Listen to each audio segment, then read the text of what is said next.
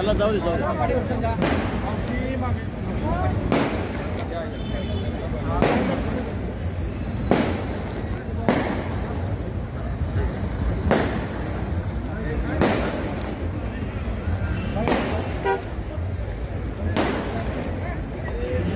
आंबेडकर साहेब यांनी एका सैनिकाला उमेदवारी दिली आणि माझा नाही तर या सातारा जिल्ह्यातील महाराष्ट्रातील महाराष्ट्र देशातील आजी माजी सैनिक शहीद जवान कुटुंबियांचा सन्मान केला। मी त्याबद्दल सातारा जिल्ह्यातील आजी माजी सैनिक शहीद जवान कुटुंबीय यांच्या वतीने ऋण व्यक्त करतो आणि मी कायम ऋणात राहीन असं मी वचन देतो। आज या ठिकाणी आज जी मला उमेदवारी दिलेली आहे, आज ही उमेदवारी सैनिकांच्या हक्कासाठी, शहीद कुटुंबियांच्या हक्कासाठी, सैनिकांच्या माजी सैनिकांच्या शोषित वंचित शेतकऱ्यांच्या हक्कासाठी आज ही उमेदवारी मला दिलेली आहे।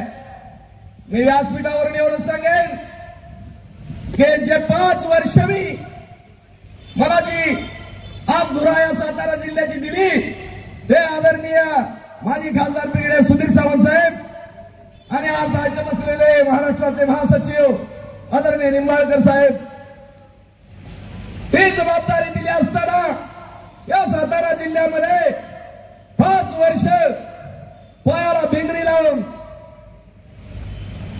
सकाळी बाहेर पडल्यानंतर कधी समजलं नाही की कधी मी परत येतोय। शहीद जवानाचा प्रश्न असू दे, माजी सैनिकांचा असू दे, शहीद कुटुंबियाचा असू दे, या समाजातील शोषित वंचित कुटुंबियाचा असू दे, त्याच्यासाठी मी अहोरात्र जिल्ह्याचे 11 तालुके 3 वेळा सैनिक संपर्क अभियान राबवलंय। सातारा जिल्ह्यामध्ये क्रांती घडवलेली आहे। कधीही कुणी सैनिकाच्या कुठल्याही नुमाइंद्यांनी कधीही आदरणीय कलेक्टर साहेबांची सैनिकांच्या समस्याविषयी कधी मीटिंग लावली नव्हती, पण ती मीटिंग 11 सप्टेंबर ला लावली। या महाराष्ट्रामध्ये अमृतवीर जवान अभियान राबवण्याचं काम हे सातारा जिल्ह्यातून झालं आणि ती मीटिंग लावल्यानंतर प्रत्येक तालुक्याला 11 तालुक्याला आज सैनिक कक्ष खोलले, त्यावर मी सैनिक बसवलाय हे तुमचे प्रश्न सोडवण्यासाठी। त्याबरोबर सैनिक सेवानिवृत्त होत असताना त्याचा सत्कार असेल, शहीद जवान कुटुंबियाचे शहीद दिवस असतील किंवा शहीद जवानाच्या अंत्यविधीला उपस्थित राहण्याचा योग असेल, प्रशासनाला बरोबर घेऊन या सातारा जिल्ह्यामध्ये त्याच्यामध्ये आम्ही राहिलोय। आज हे काम करत असताना या सातारा जिल्ह्याच्या लोकप्रतिनिधींना सैनिकांविषयी तळमळ नाही। या संघटनेमध्ये काम करत असताना हे अराजकीय संघटना आहे। या सातारा जिल्ह्यातील लोकप्रतिनिधींना कायमच आम्ही आदराचं स्थान दिलं। शहीद जवान कुटुंबियाच्या त्या दिवसाला बोलवण्यात आलं, परंतु कुठलाही लोकप्रतिनिधी कधीही आला नाही। शहीद जवानांचे प्रश्न कधीही सोडवले नाहीत। आज शहीद जवानांच्या सन्मानासाठी प्रशासनाला पत्र द्यावं लागतं। 26 जानेवारीला 15 ऑगस्टला सन्मान करा म्हणून आज ते पत्र दिल्यानंतर या सातारा जिल्ह्यामध्ये सन्मान होऊ लागला। आज अनेक प्रश्न सोडवलेत। बुडीत बँकेतल्या एका शहीद परिवाराला 10 लाख मिळवून देण्याचं काम सैनिक फेडरेशनने केलंय। आज जमिनीचे प्रश्न असो, जमिनीच्या वाट्याचे प्रश्न असो, अनेक प्रश्न असो, हे सोडवण्याचं काम सैनिक फेडरेशनने कायम केलंय। आज या निवडणुकीला सामोरं जाताना काही मंडळी महायुतीची असो, महाआघाडीची असो, आज या सरकारमध्ये मंत्री म्हणून काम करतायत, त्यांना आपल्याला या माध्यमातून सांगतो, मुंबईपर्यंत ही निवेदनं घेऊन सैनिकाच्या समस्यासाठी प्रत्येक मुख्यमंत्री उपमुख्यमंत्र्यांकडे गेलेला आहे, परंतु त्यांनी दखल घेतली नाही। त्यांनी कधी सैनिकांची मीटिंग लावली नाही, शहीदांचे प्रश्न सोडवले नाहीत। हा माझा राजकीय पिंड नाही, परंतु या शहीद आणि सैनिकासाठी, शोषित वंचित समाजासाठी या व्यासपीठावर आलोय मी आणि लोकसभेला माझी उमेदवारी साहेबांनी दिलेली आहे। मी या सैनिक फेडरेशनच्या माध्यमातून मिलिटरी हाऊसिंगला निर्धार मेळावा घेतला आणि सरकारला जागा करण्याचं काम केलं। त्यावेळेला आदरणीय ब्रिगेडियर साहेब सावंत साहेब होते आणि आम्ही त्यावेळी सांगितलं की यावेळी सातारा जिल्ह्याचा सैनिक खासदार ठरवणार। सातारा जिल्ह्यामध्ये 40,000 माजी सैनिक, 12,000 सेवारत सैनिक, 30,000 पॅरामिलिटरी फोर्सेस, त्यांची गुणिले 5 करा। आज तुम्हाला वाटत असेल ह्या पंडालमध्ये माणसं नाहीत, दबाव आहे, राजकीय दबाव। आज ही मंडळी मनाने आलेली आहे। एक माणूस माझा 1 लाखाबरोबर आहे। आज माणूस येताना आपल्या भावना घेऊन इथं आलेला आहे। त्यामुळे मला नक्की विश्वास आहे येणाऱ्या काळामध्ये बदल झाल्याशिवाय राहणार नाही। आज सैनिकाच्या समस्या सोडवण्यासाठी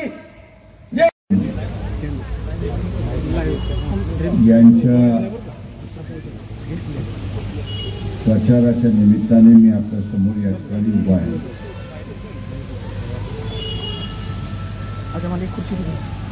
या व्यासपीठावरती उपस्थित सोमनाथ सावंतजी,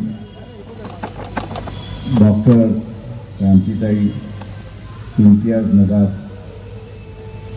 त्याच्याचबरोबर BF निंबाळकर, महासचिव सैनिक फेडरेशन,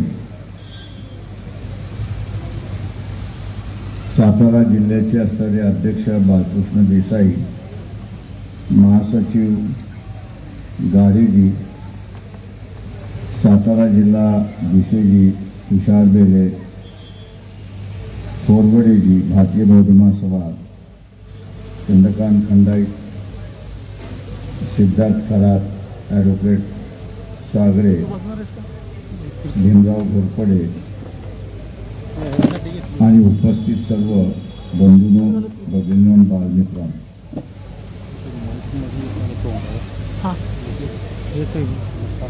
अनेक जणांना साताऱ्याच्या उमेदवारीच्या संदर्भातला असणारा कुतूहल आहे। सैनिक हा एक डिसिप्लिन सोल्जर असतो, ज्याचे असणारे गवाही अनेक जणांनी आपल्या समोर या ठिकाणी दिले आणि आता निवडणुकीसाठी का लढतात आहेत असं मला असताना बऱ्याच ठिकाणी प्रेसवाल्यांनी विचारलं। मी त्यांना असं म्हटलं की काही गोष्टी पब्लिकली बोलता येत नाही। वर्तमानपत्रामध्ये आलेल्या बातम्या आपण असताना ऐकल्या असतील। यादव नावाचा असणारा मध्यंतरी सैनिक यांनी असणारे काही आरोप केले होते।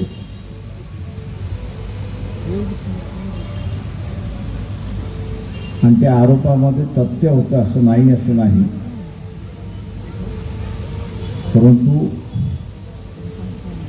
लोकसभेचा मीही सदस्य राहिलोय, 15 वर्ष राहिलोय।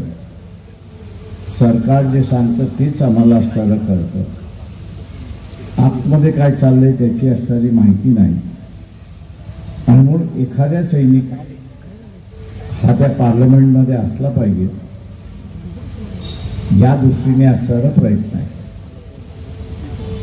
पुलवामाचा असणारा घटना घडली। मी उत्तर प्रदेशमध्ये 1990 साली फिरत होतो, तेव्हा उत्तर प्रदेशमध्ये सारंगपूर आणि पिलीभीत या एरियामध्ये आम्ही असणारा कधी गेलो तर संध्याकाळी 7 नंतर आम्हाला असणारा एकट्याला जाऊ देत नसत, गाडी एकटी जात नसत। तिथे सुद्धा कॉन्वॉय केला जात होता आणि कॉन्वॉय मार्फत आम्ही जात होतो। सिव्हिलियन कॉन्वॉय होता तो, आणि तो सिव्हिलियन कॉन्वॉय सुद्धा 10 गाड्यांच्या वरती नव्हता। मी खासदार होतो म्हणून खासदार की गाजवायला गेलो त्या पोलिसाकडे, अरे म्हटलं 11वी गाडी सोड, मला जाऊ दे।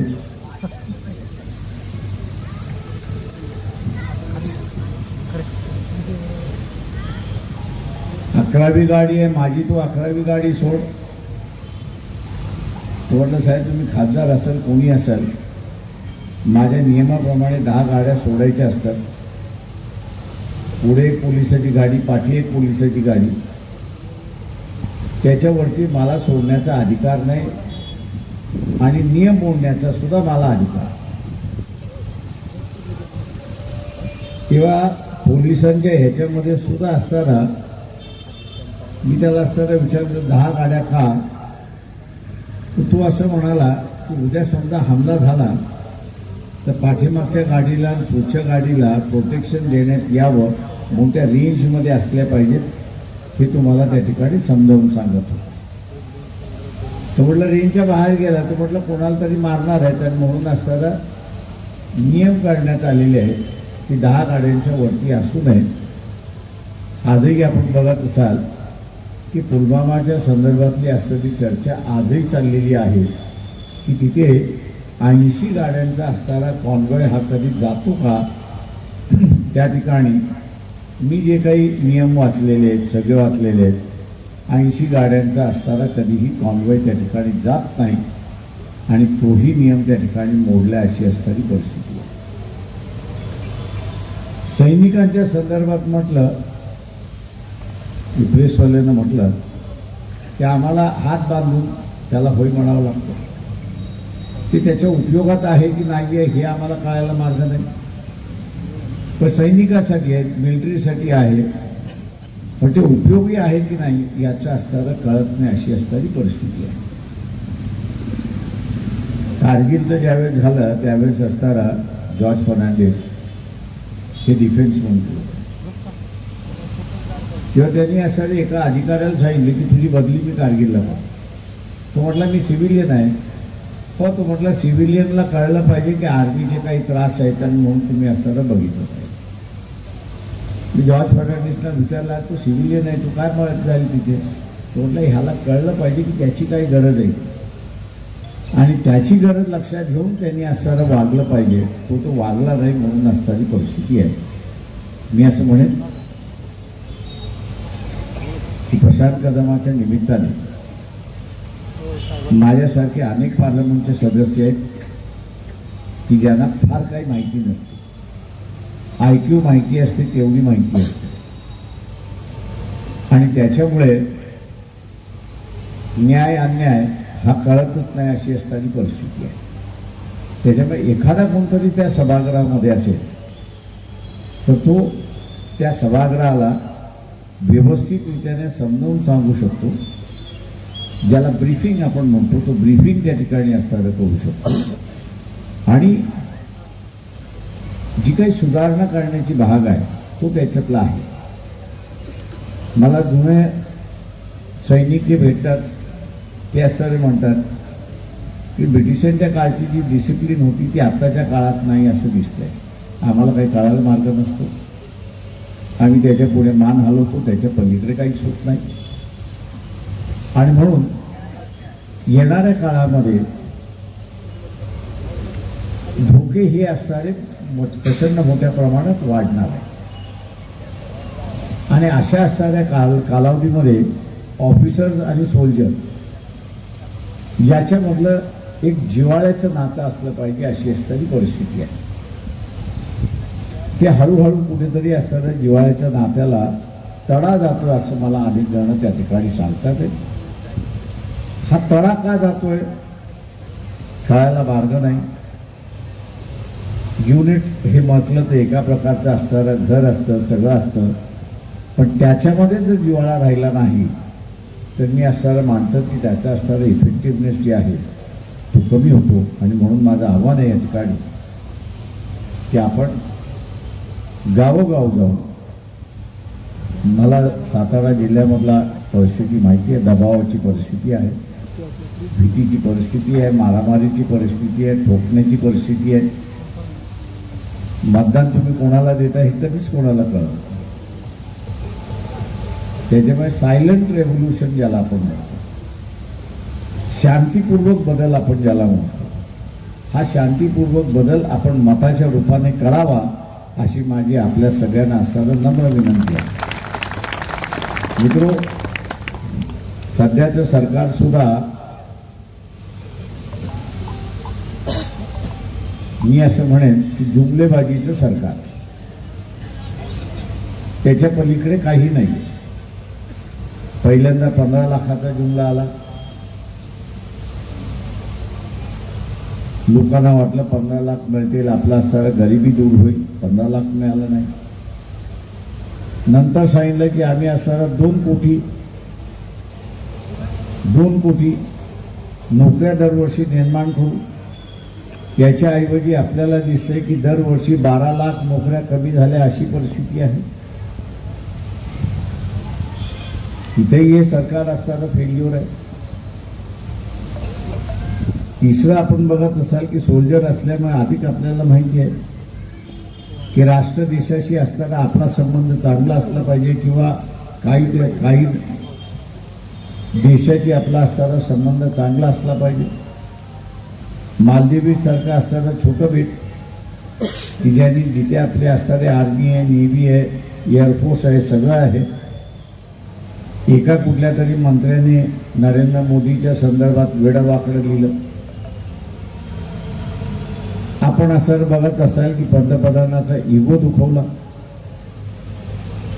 आणि इगो दुखवल्यानंतर आम्ही सगळं टुरिझम तुमचा बंद करतो अशी भूमिका घेतली. त्यांनी म्हटलं तुम्ही टुरिझम बंद करताय, बंद करा, पण तुमची आर्मी, नेव्ही आणि एअरफोर्स आमच्या देशातून घेऊन जा. काही गोष्टी देशाच्या सुरक्षितेच्या दृष्टिकोनातून ठरल्या जातात. त्या काय 2 वर्षाच्या 5 वर्षाच्या नसतात, ते 15-15, 20-20 वर्षाच्या ठरवल्या जातात. आणि पंतप्रधान एका कुठल्या तरी मंत्र्याने आपल्या विरोधात लिहिलेला आहे आणि म्हणून आपला इगो दुखवला.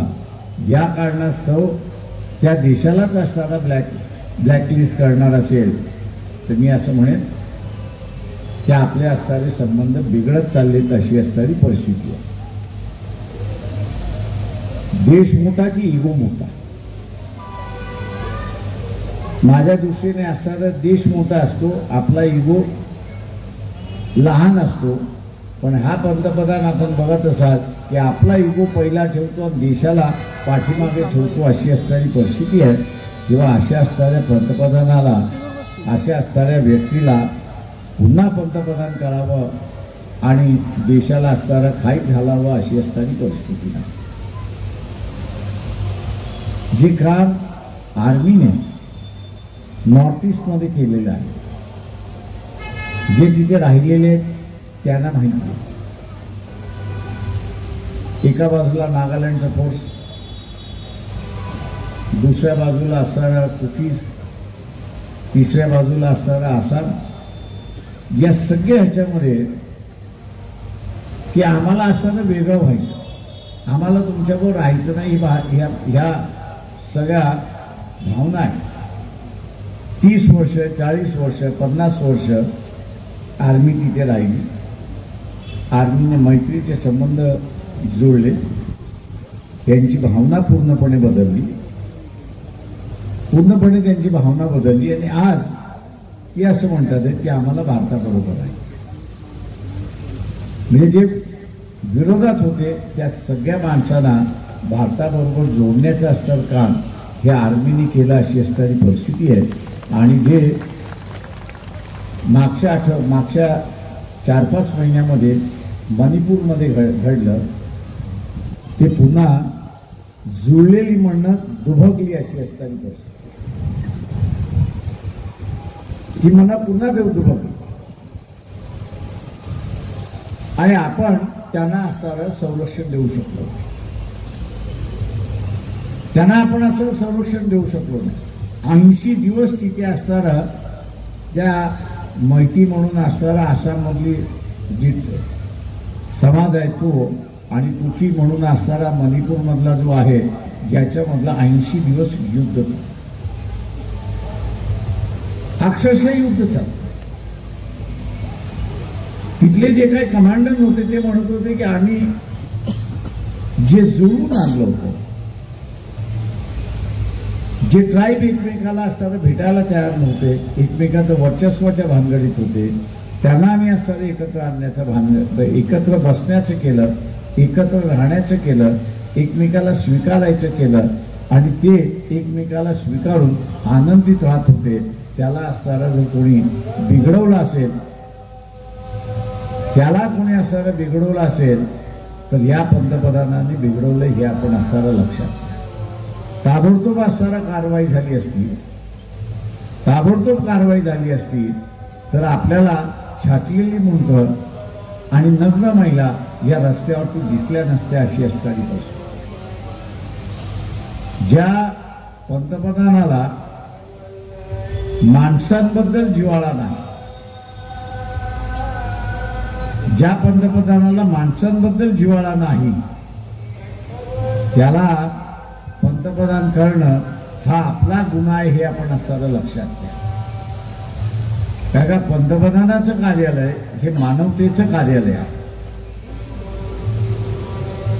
लोकांना आश्वासन देणारं कार्यालय आहे की आम्ही तुमचं असणारा संरक्षण करू, आम्ही भेदभाव करणार नाही, आम्ही समतेने वागू, बंधुभावाने वागू, हे पंतप्रधानाचं कार्यालय आहे. पण तेच कार्य जर पडत नसेल तर आज जे पंतप्रधान म्हणतात आहेत की देश दुभागलीच्या मार्गावरती आहे, 10 वर्ष तर तुमचं राज्य, 10 वर्ष भारतीय जनता पक्षाचं राज्य आहे. या 10 वर्षाच्या राज्यामध्ये आपण जे पेरलेला आहे, द्वेष जो पेरलेला आहे, धर्माच्या नावाने जो द्वेष आपण पेरलेला आहे, आणि मध्यंतरी मराठा समाज आणि ओबीसी यांच्यामध्ये असणारा जो द्वेष पेटवण्याचा आपण कामकाज केलेलं आहे, तेव्हा या देशामधल्या विभक्तपणा, समाजातला विभक्तपणा पसरवण्याचं काम कोणी केलं असेल तर हे भारतीय जनता पक्षाने केलेलं आहे हे आपण असणारं या ठिकाणी लक्षात घेतलं. विभक्तपणा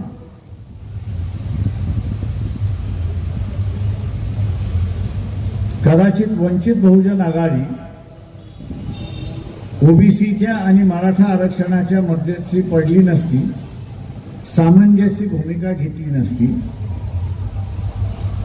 तर दोघं बाजू युद्धामध्येच परिस्थिती होती. हा मोर्चा काढतोय, तो मोर्चा काढतोय, तो विरोध करतोय, हा विरोध करतोय, आणि इथली राजकीय नेतृत्व कुठल्या बिळात घुसले होते कोणाला माहिती. ते बाहेरच पडायला तयार नव्हते. तुम्ही या देशाचे राजकीय पक्ष म्हणताय, या देशाचे धुरंधर म्हणताय, तर तुम्हाला असताना समाजाला समजवता आलं पाहिजे, सांगता आलं पाहिजे किंवा याच्यातला मार्ग काय. आणि म्हणून वंचित बहुजन आघाडीने ती भूमिका घेतली की इथे असणारा गरीब मराठा आहे, त्याची परिस्थिती हालाकीची झालेली आहे आणि त्याला आता असणारं सरकारची मदतीची गरज आहे.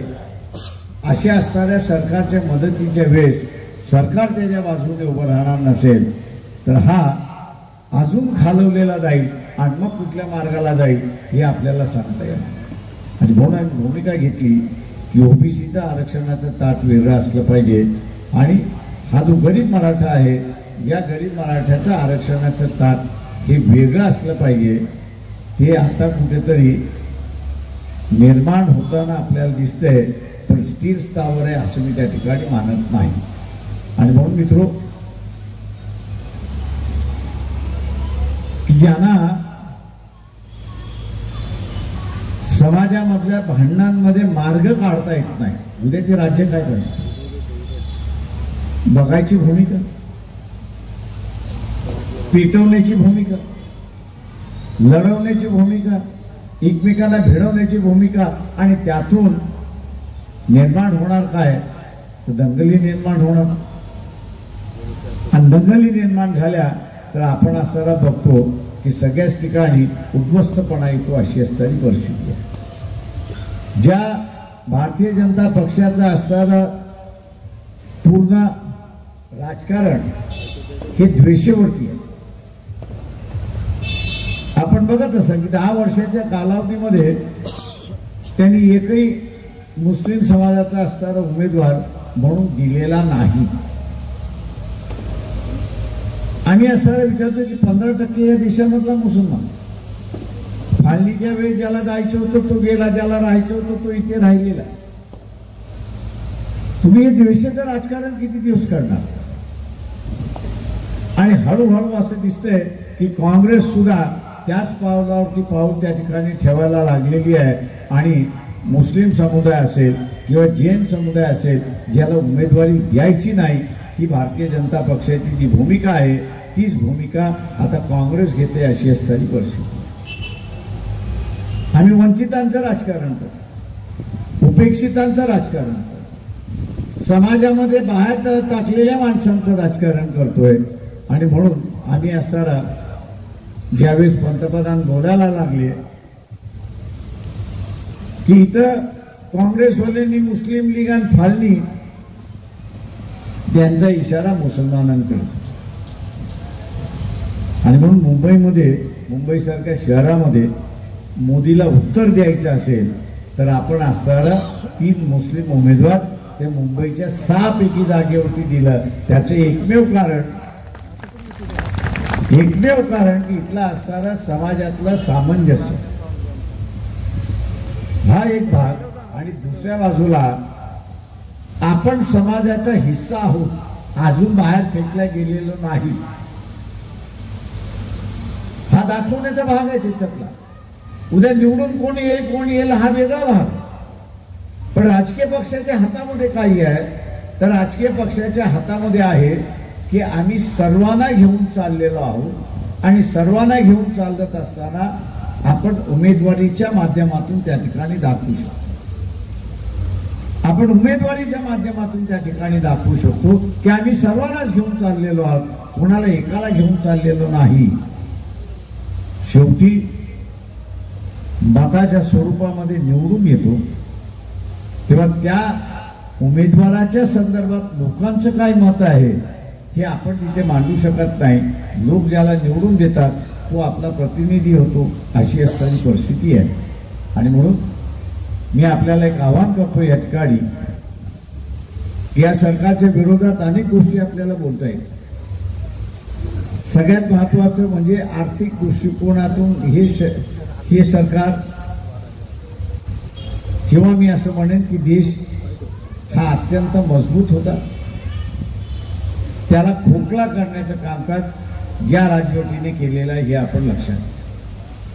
माणूस खोकला कधी होतो? त्याच्या डोक्यावरती कर्ज वाढलं की तो खोकला होतो. कर्ज वाढलं की तो कर्जदार जो असतो त्याच्याकडे झुकून वागतो अशी असणारी परिस्थिती, त्याच्याकडून नरमाईने वागतो अशी असणारी परिस्थिती, तो जे सांगतो त्या प्रमाणात चालतो अशी असणारी परिस्थिती आहे. भारतीय जनता पक्षाचं सरकार ज्यावेळेस 2014ला सत्तेमध्ये आलं त्यावेळेस या देशावरती 26 रुपयाचं कर्ज, 100 26 रुपये कर्ज. आता इलेक्शन आहे, 10 वर्ष होत आहेत. या 10 वर्षाच्या कालावधीमध्ये हे 26 रुपयाचं कर्ज हे 84 रुपयावरती त्या ठिकाणी गेलेलं आहे. म्हणजे आता देश चालवायला फक्त 14 रुपये राहिलेत अशी असणारी परिस्थिती आहे. 14 रुपये झाले. आपण जर अजून 2-4 हप्ते फेडले नाही त्याच्यामध्ये तर सांगितलं जात आहे की 2026 मध्ये या ठिकाणी 86 रुपयाचं म्हणजे 96 रुपीज हे असणारं कर्ज त्या ठिकाणी होणार आहे. 96 रुपयाचं असणारं कर्ज आपल्यावरती होणार आहे आणि 4 रुपये फक्त देश चालवायला त्या ठिकाणी राहणार. आपण कर्ज काढतो, बँकेकडून कर्ज काढतो. आपण बँकेकडून कर्ज काढत असताना पहिल्यांदा काय बघतो की मला हप्ते फेडता येतील आणि हप्ते फेडून झाले तर मला त्याच्यामध्ये घर चालवता येतं. घर चालवता येत असेल तर मी असणारं कर्ज घेतो, घर चालवता येत नसेल तर मी कर्ज घेत नाही, जे आहे त्याच्यामध्येच मी असताना माझं भागवत असतो अशी परिस्थिती. कर्ज काढलं आणि ते हप्ते फेडता आले नाही तर ते डबल होतं अशी असणारी परिस्थिती आहे. आणि ते डबल झालं तर मग आपल्याला घर चालवायची अडचण होते अशी परिस्थिती आहे. जी घर चालवायला अडचण होते ती देश चालवायला अशी परिस्थिती आहे, हे आपण लक्षात घेतलं. या सरकारने मी असं म्हणेन की चोरांना पूर्णपणे अभय दिले, चोरांना पूर्णपणे अभय दिला. याने एक वॉशिंग मशीन काढलेली आहे, त्या वॉशिंग मशीन मध्ये त्या चोराला धुतला की तो काळ्याचा पांढरा होतो, आणि हे मग म्हणतात नाही नाही यांनी ते काही केलेलं नाही. या देशाच्या खातेदार, बँकेतला जो खातेदार आहे, या खातेदारापैकी 12 लाख कोटी हे डुबगीत गेलेले आहे. आणि या 12 लाख कोटीपैकी सगळ्यात डुबगीत घालणारं कोण असेल तर गुजरात मधली माणसं आहेत. एका तरी गुजराती माणसावरती धाड पडली आहे का मला एक सांगा, एक तरी? अजिबात नाही. भारतीय जनता पक्षाचं सरकार हे दाखवण्यासाठी भारतावरती राज्य करतंय, पण प्रत्यक्षात नरेंद्र मोदी हा फक्त गुजरातवरतीच राज्य करतोय अशी असणारी परिस्थिती आहे. तो पंतप्रधान कुठला आहे? माझ्या भाषेमध्ये तो गुजरातचा पंतप्रधान आहे, तो देशाचा पंतप्रधान नाही अशी असणारी परिस्थिती. एक 4-5 दिवसापूर्वी कांद्याच्या आयातीच्या संदर्भातलं धोरण, कांदा सगळ्यात जास्ती उत्पन्न कुठं होतो? तो महाराष्ट्रात होतो, नाशिकमध्ये होतो. तुम्ही असणारा कांदा एक्सपोर्ट करण्याची परवानगी दिली तर ती देशभर दिली पाहिजे. देशातल्या कुठल्याही व्यापाऱ्याला असावा त्यांनी असणारा कांदा परदेशामध्ये नेऊन विकावा. पण आपण बघत असाल की यांनी असणारा एक्सपोर्ट करण्याचे ऑर्डर जे दिले ते फक्त गुजरात राज्यामध्ये व्यापाऱ्यांना त्या ठिकाणी दिले. फार फार बोंबाबोंब झाल्यानंतर 6व्या दिवशी ती ऑर्डर बदलली. तोपर्यंत गुजरातच्या व्यापाऱ्याने बाहेरच्या व्यापाऱ्याशी समझोता करून घेतला आणि मग दाखवण्यासाठी मी भारतातल्या सगळ्या व्यापाऱ्यांसाठी असणारा कांदा खुला केला. मोदीजी, आम्ही असणारे एवढे मूर्ख नाही की तुमचा गेम आम्हाला असताना समजू शकला नाही. तुम्ही गुजरातसाठी खुलं केलं. गुजरातच्या व्यापाऱ्यांनी 2 दिवसामध्ये परदेशी व्यापाऱ्याबरोबर एग्रीमेंट केलं, सगळं केलं, कांदा बुक केला आणि 4 दिवसानंतर तुम्ही म्हणताय मी भारतासाठी खुला केला. कुणाला फसवताय? आणि म्हणून हे पंतप्रधान देशाचं पंतप्रधान नाहीये. हे जे पंतप्रधान आहे हे गुजरातचं आहे. दिल्ली ही राजधानी आहे की नाही? मागच्या 10 वर्षामध्ये एक तरी आंतरराष्ट्रीय कार्यक्रम दिल्लीत झालाय का मला सांगा. नाही तर गांधीनगरमध्ये किती झाले तेवढं सांगा. अहमदनगर, अहमदाबादमध्ये किती झाले? ट्रम्प आला तोही गुजरातमध्ये, जपानचा पंतप्रधान आला तोही गुजरातमध्ये, फ्रान्सचा राष्ट्रपती आला तोही गुजरातमध्ये, इटलीची प्राईम मिनिस्टर आली ती सुद्धा गुजरातमध्ये. मोदीजी, आम्ही तुम्हाला विनंती करतो की दिल्लीतलं जे कॅपिटल आहे ते कॅपिटल नष्ट झालेलं आहे आणि अहमदाबाद हे कॅपिटल झालंय एवढं तरी घोषित करा. म्हणजे जे काय आहे ते गुजरात. आता ही वागणूक जी आहे ही इतर राज्यातली लोक कशी सहन करतात? महाराष्ट्र एक सक्षम राज्य, त्याला कोणाची गरज नाही. ते स्वतःच्या पायावरती उभं राहतं. इथला माणूस कष्टाळू आहे, तो स्वतःच असणारं सगळं निर्माण करत असतो. उरलेले राज्य तशी नाही, तर त्यांना मदत लागते ना, त्यांना मदत लागते. त्यांना मदत देण्याच्या ऐवजी हा सगळं गुजरातमध्ये घेऊन चाललाय अशी असताना अहमदाबाद ते मुंबई गाडीने मी जात असतो.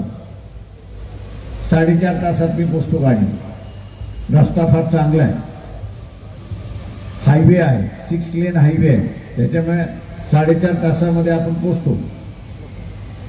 पण मोदींना अहमदाबादचा माणूस मुंबईमध्ये 4.5 तास फार वाटतात.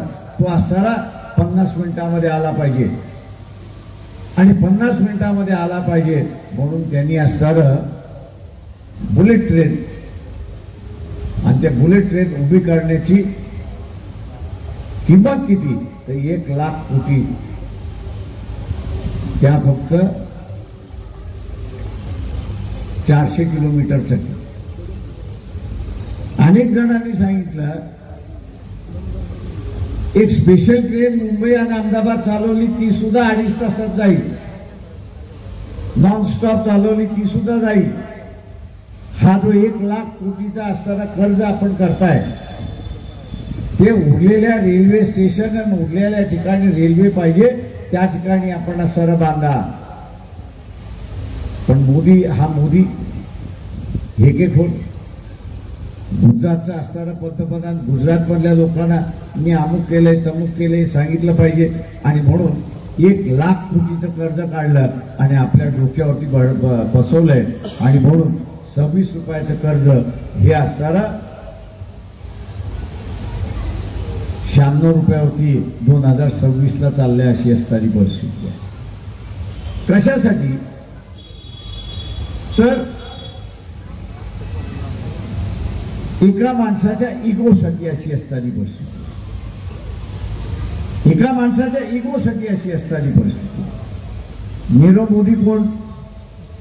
तो महाराष्ट्रातला की गुजरातला? 18,000 कोटीचा कोकीन सापडलं. मुंबईच्या बंदरात सापडलं की पोर्टबंदरच्या बंदरात सापडलं?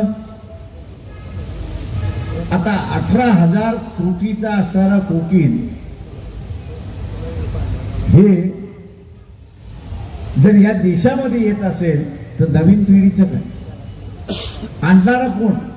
अजून सापडलेला नाही. आणणारा कोण? अजून सापडलेला नाही.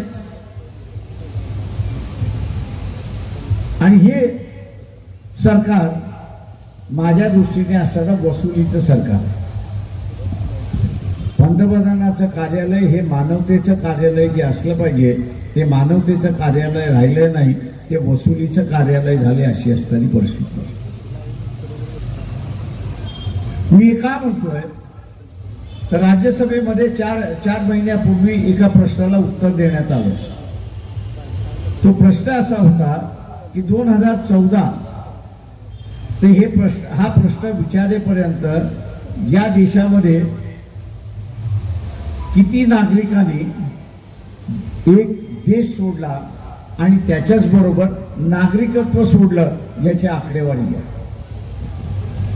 प्रश्न काय होता तो लक्षात घ्या. प्रश्न हा होता की 2014 पासून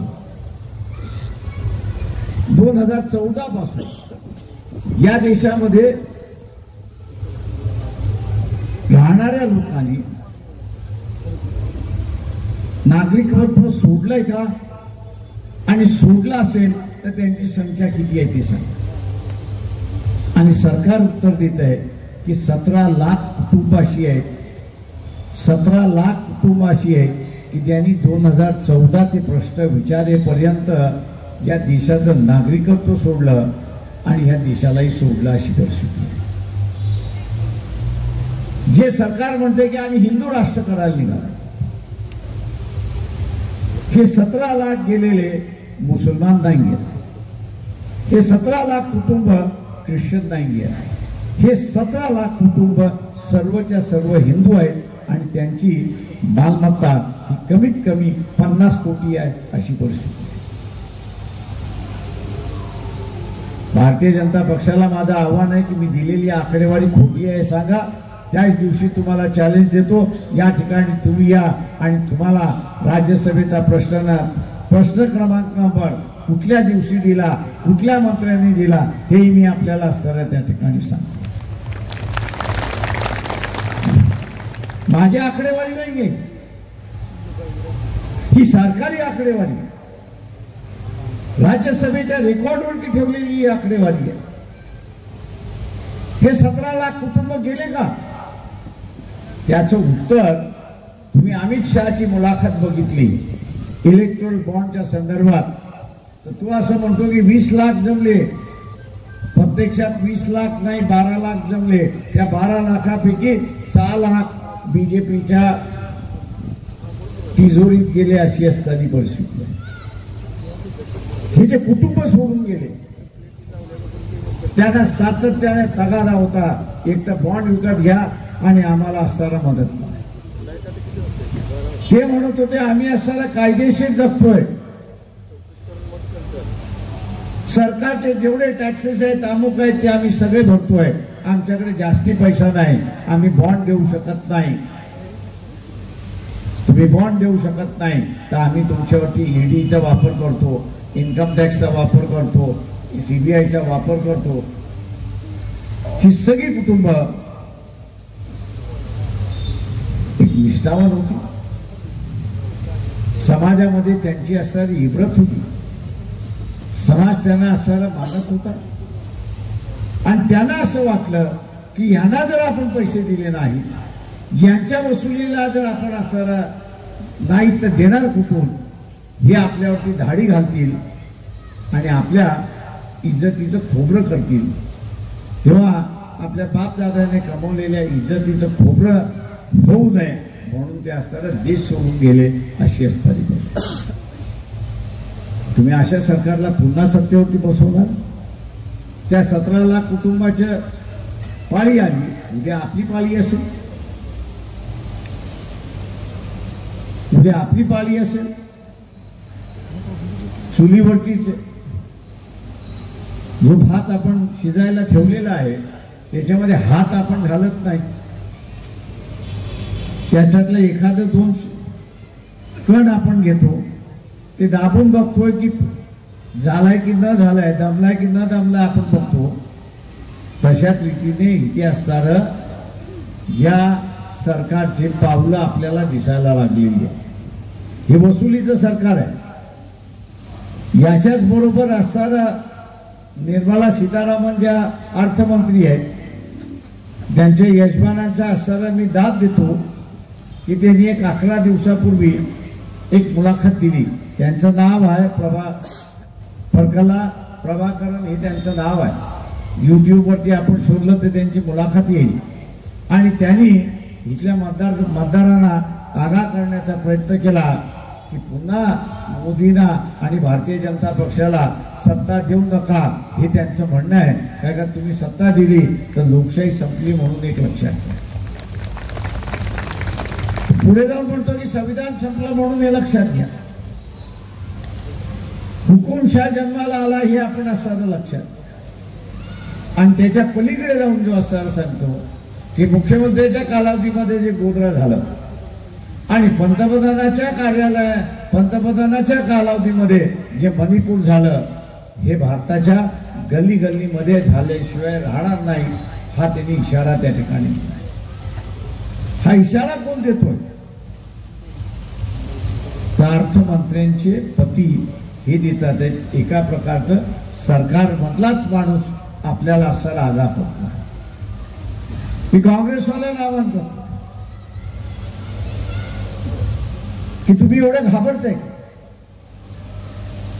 राष्ट्रवादीवाले तोंड उघडायला तयार नाहीये. तुम्ही कधी असणाऱ्या शरद पवारांच्या तोंडून हे 17 लाख कुटुंब काय का त्या सभागृहाचे जे मेंबर आहेत, ज्या सभागृहामध्ये उत्तर दिलंय त्या सभागृहाच्या असणारे शरद पवार हे मेंबर आहेत. कधी भाषणात तुम्ही ऐकले की राज्यसभेमध्ये असं उत्तर आलंय म्हणून? नाही. काय का हे सगळे इन्क्वायरी खालचे,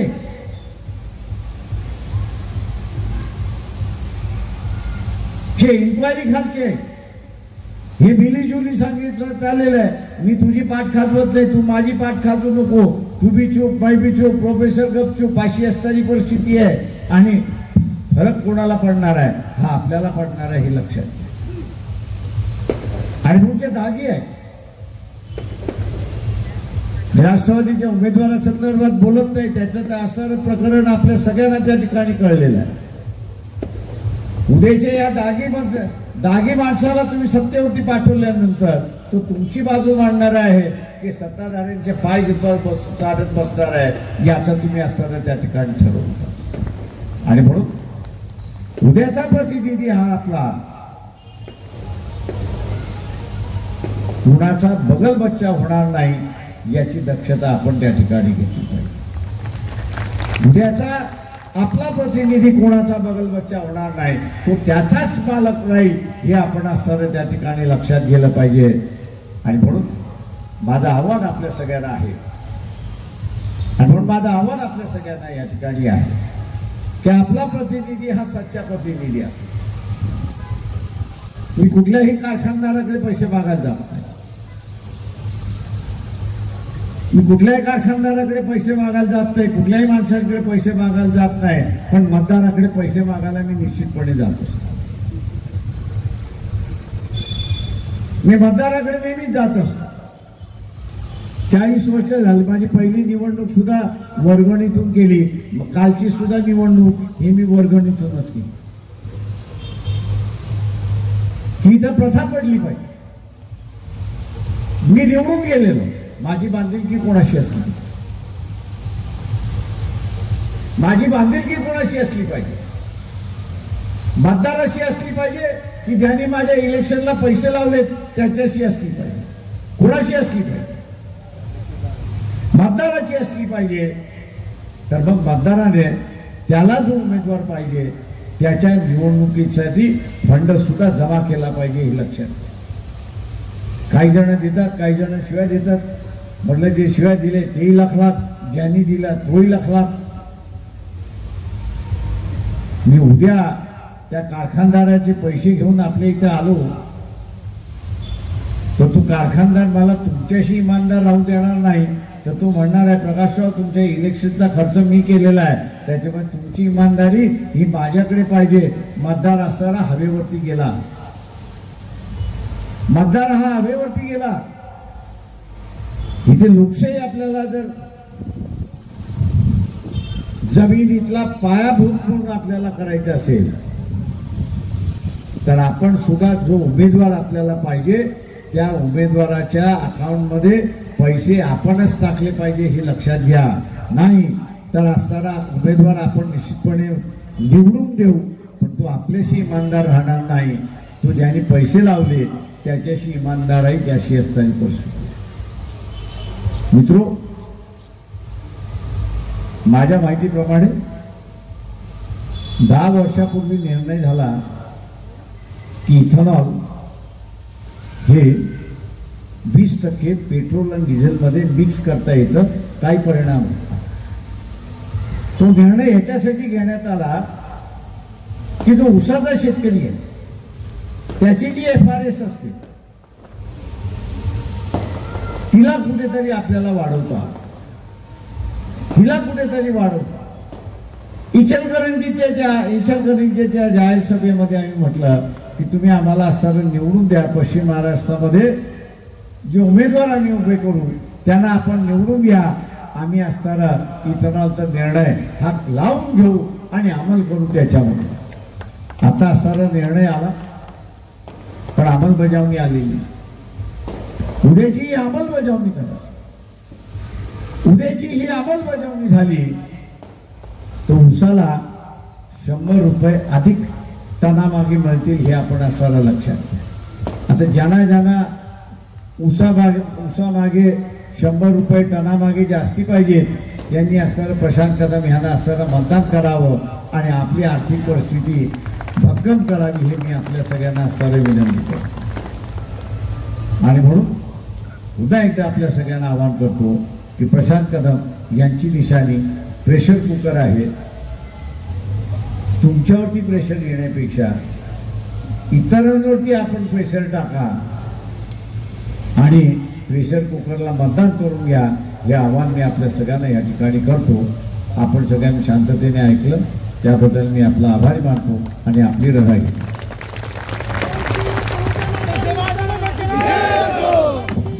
वंचित बहुजन आघाडीचा